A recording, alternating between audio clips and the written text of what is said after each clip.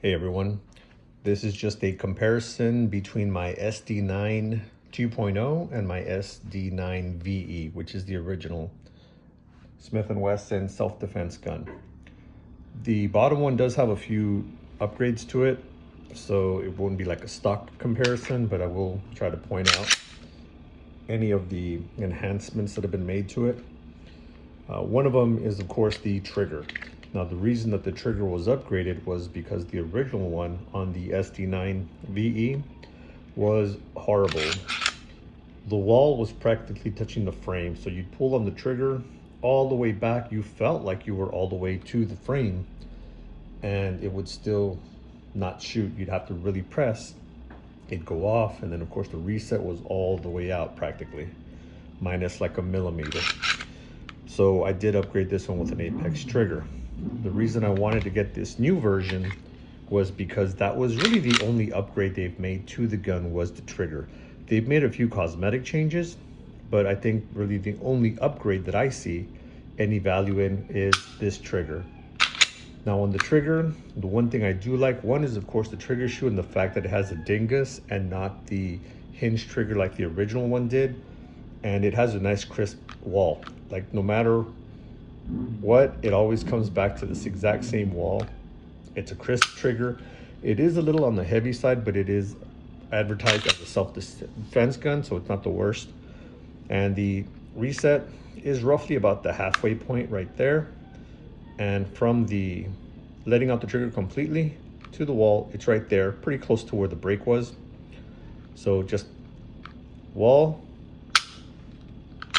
and trigger. Now if you go slow when you get to the wall, there is just the slightest of take up, hardly any.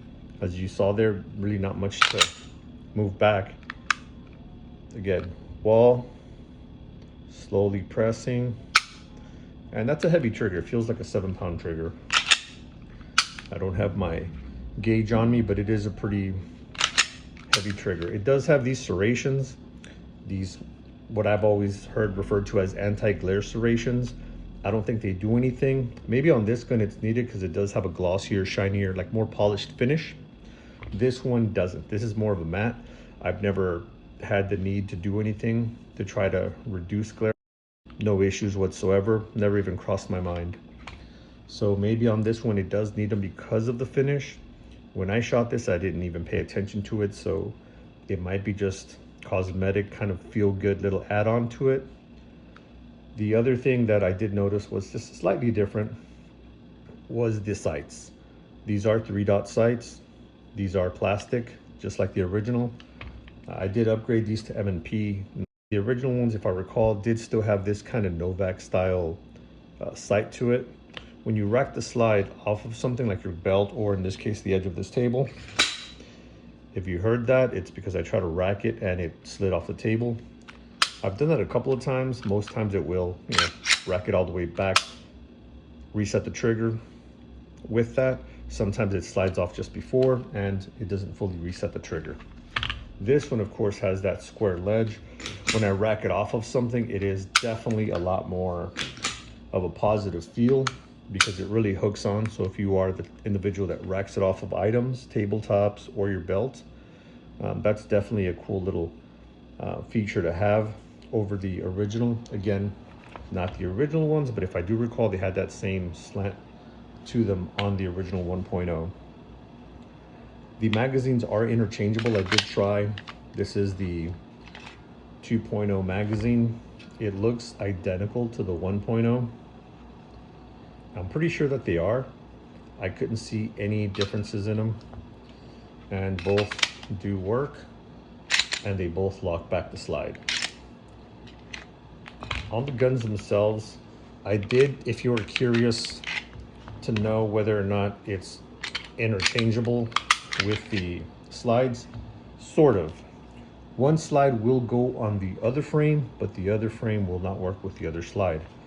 Now, I believe the one that did work is the 1.0 slide with the 2.0, I'm sorry, the 2.0 slide with the 1.0 frame. And yes, this is the one that works. And it will cycle, like if you put ammo in it. It will cycle the rounds. No issues. I'll pick those up later. So it will work. Take down, everything works like it should. On this one, you don't have to pull the trigger. You can just take it down. Oh, I didn't pinch it down all the way. Actually, on this one you do. It's the other one that you don't. You cannot do the same with this. It will slide on. It feels like it's solid. It will lock back. It will feed the rounds. What it won't do is engage the trigger. No reset, no anything. And now you have a locked slide that you can't get off of the gun because you can't pull the trigger. So if you have this, you do then have to, let's move that. You do have to pull this back, the little sleeve, remove the back plate, take out the striker, and now you should be able to remove the slide. But this is the 1.0 will not work on the 2.0 frame. Let me go ahead and just reassemble this quickly here for us. So it looks like it'll work, but the trigger will not engage. The trigger setup is different.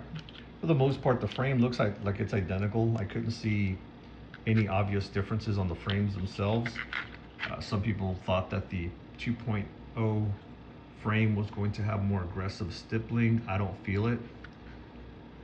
The only reason to me this one feels a little bit smoother is because it's worn.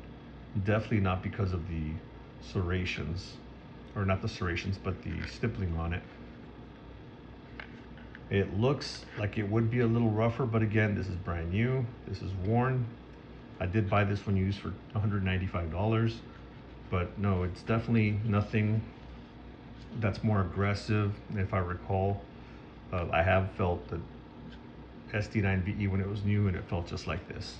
And I have felt the 2.0 M&Ps, and that definitely, some of those are much more aggressive when it comes to the stippling. This is not the case. They both have that little index point, which I really like. It's not gonna hold your thumb there the whole time because obviously the recoil is gonna push you back, but it is a good point of reference. So I do like that. I like that they kept that and didn't remove it. And as with most Glocks and the original SD9, these little takedowns, if you have thinner nails, I'd get the extended ones. Or if you just don't want to struggle with it, they're fine. You don't take it down that often, maybe just once to clean it every so often. But to me, it was worth the upgrade to just get the extended ones. Just makes it easier to get. It's a convenience thing, not a necessity thing. So that's something, you know, to keep in mind. Nothing wrong with it, but there's always room for small improvements. As you can see, the extractor is about the same. Trigger bar looks the same, except of course on the 2.0, it has that little bump there versus the SD9, it's just flat. And so if you were to get pieces for some reason, the bar won't be the same. And this also has more of a curve to it than this one. So that would also be different. So again, trigger bar would not be identical. Would it work? Maybe. You probably just shave that off if you needed the 1.0. Other than that, it just won't engage. And the sear and all of that is just a little bit different. As you can see, the whole design. This one has the spring, this one doesn't. That one's flat right here. This one doesn't even have that.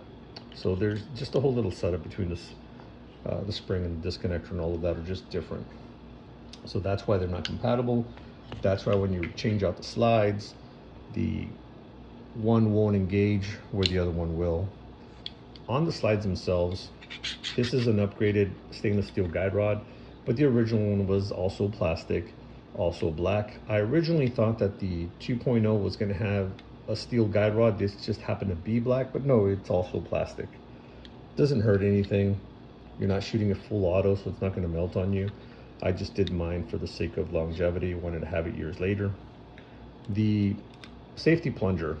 This one, of course, is aftermarket spring with the Apex.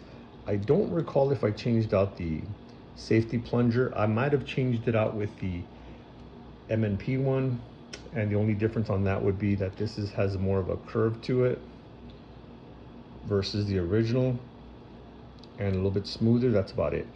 What it doesn't have is this kind of cone shape with a flat tip at the end. Yeah, if that shows right there. Again, it's kind of hard to tell when it's installed, but let me see if I can get this to focus. I guess for some reason it doesn't want to focus on it. Part of it's the color with the lighting. But yeah, if you can kind of see, it's got a cone shape with a flat little surface to it. So that is also different. I'm sure if you switch that out, it would still function. And of course, this one is stiffer. It is, again, the factory little plunger spring. The serrations are, I would say, cosmetic, except for one thing. If you have an SD9, or if you know someone who does, you might notice that on the little serrations, there's a little dirt buildup. Every time you pull it back, whether it's the front or the rear, it gets dirt and grime on there. Kind of the way you do on the plastic frames that you have to like clean off with a little bit of oil and a brush. But that's what happens on the 1.0. I've had to clean it a few times, just go a little bit out of my way to get that area cleaned. On the 2.0, this one, they're concave, so they're actually cut into the slide. And when I've had to clean it, one, I didn't really notice that much grime, but it was much easier. It just wipes away. It could be because of the finish on it, or it could be because of that little scallop kind of scoop design that it has. I will say I haven't shot it as much as I did the SD9 VE, but the fact that I didn't even notice it when I was cleaning it, I'm like, I was kind of pleasantly surprised that I didn't have to go the extra step to really get something thin, like a toothpick, and kind of etch out the dirt that builds up there. So it's a pretty good setup. It's a great first gun for anybody looking to get one.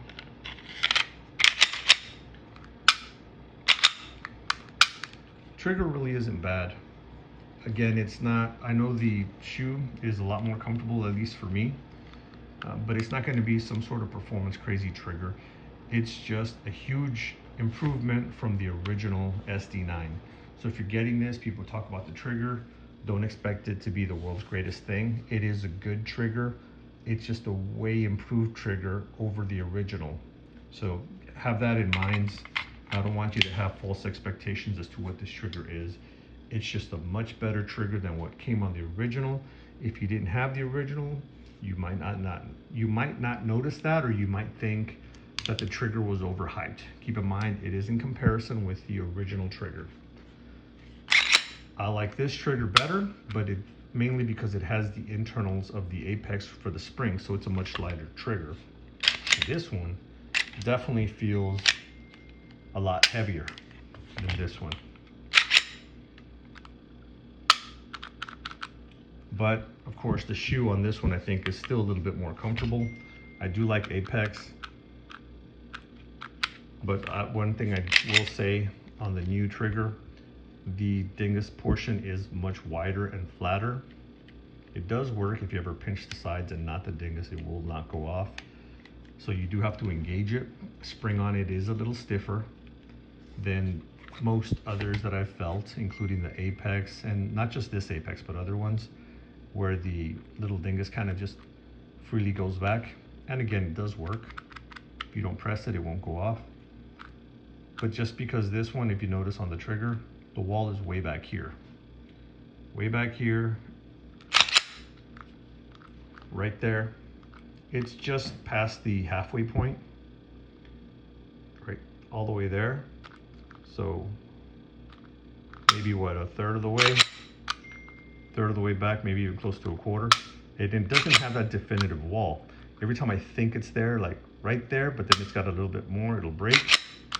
And sometimes I'm trying to get to the wall, then it kind of goes off. So it's not as consistent as this trigger, but it's also not the same weight as this trigger. This one, like I said, one positive, it's got a comfortable trigger shoe. The wall is very consistent. You don't miss it. You know where it's at each and every single time before it goes off. The break is pretty close to the halfway point on this one right there. It just reset and not too much to get back to the wall. So it's not bad at all. Again, I think it's a great first time gun for someone who doesn't want to spend a lot of money and doesn't know too much about guns in general. It's easy cleanup, it's easy takedown. It's, again, very close to a Glock-ish style gun as you're gonna get for about half the price. Most Glocks are running $550, $600, depending on your area, whether you buy it new or used. But a new gun is roughly about $550, $600, depending on the model and taxes, but that's a pretty decent estimate for any newer comparable Glock. This brand new is sitting at about $299 to $320, and it's a great gun. It's gonna be lasting you. I will likely have this in my vehicle because it's inexpensive if something were to happen.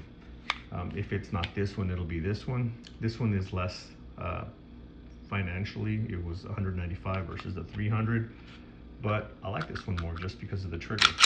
If Apex comes up with something for the SD9 2.0, I'll definitely look into upgrading the actual internals on it, but I'll probably keep the trigger shoe.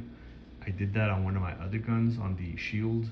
When the 2.0, the Shield Plus came out, it has Apex internals, but I did not upgrade the actual shoe because I like the original M&P trigger shoe a little bit better.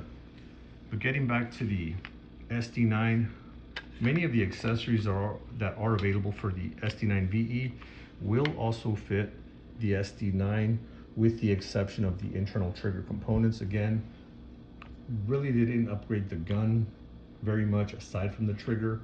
Frame is the same, slides practically the same. You might think of these as just cosmetic. The finish, the serrations, and the anti-glare serrations, again, wouldn't even need those most likely with this one, just because, again, the finish is just a flatter finish.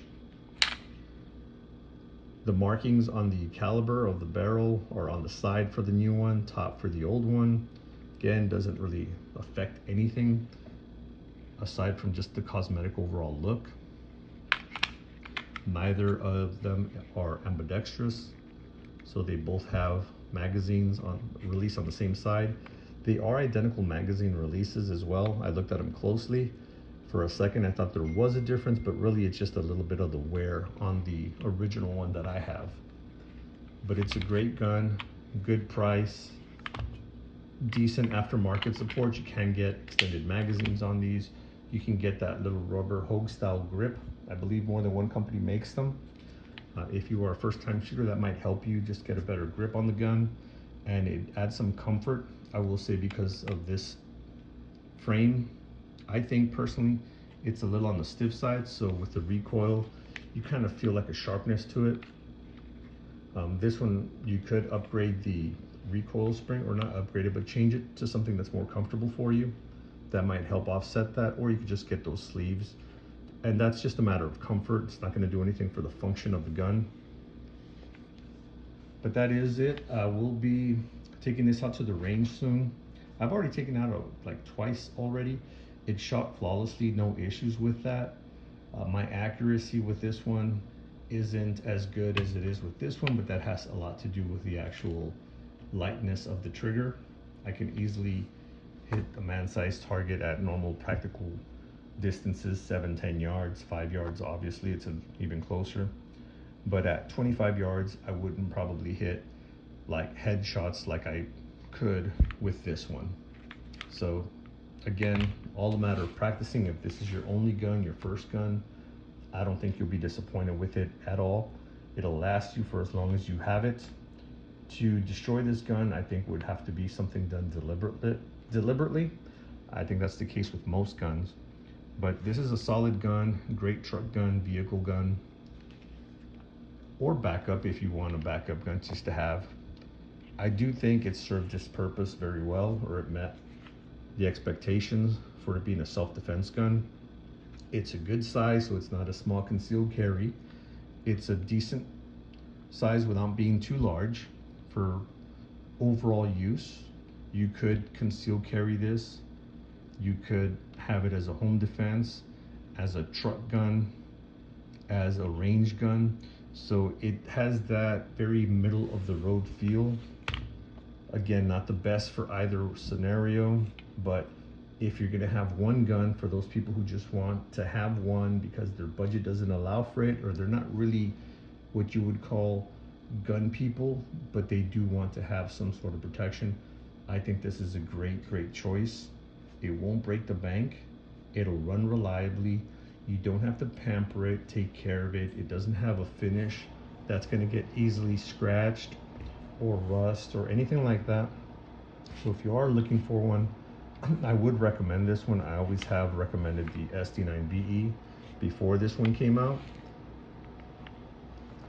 So it's just a great way to have a way to defend yourself without having to invest a lot of money. And later on, if you do want to do upgrades to it, same thing. They're not breaking the bank. It's a few dollars here and there, and you'll slowly upgrade the gun, similar to what I did to this one, or you could just leave it alone. Worst case scenario, if you decide, hey, I want something a little bit nicer, more refined, you could always sell this one and retain most of the value. They still sell for $250 to $260 used, and then just buy your nicer version of whatever gun it is that you ultimately decide that you want, and not take a huge loss. Just essentially pay the difference, so you're not back to square one. It's not, unfortunately, I hate to say it, but it's not like a Taurus where you're gonna pay $300 for it, $280, and then sell it for $180. These still pretty much retain a decent amount of their value. They might drop about $50 as long as you have it in decent condition. So getting back to the comparison, almost identical guns. They shoot, in my hands, pretty much the exact same. I think it's all cosmetics. The only difference is the trigger shoot, and I didn't notice, or the mechanism as well. The reason I didn't notice it as much because I have already upgraded mine. If I had the original internals, I'm sure I would have loved this one a lot more,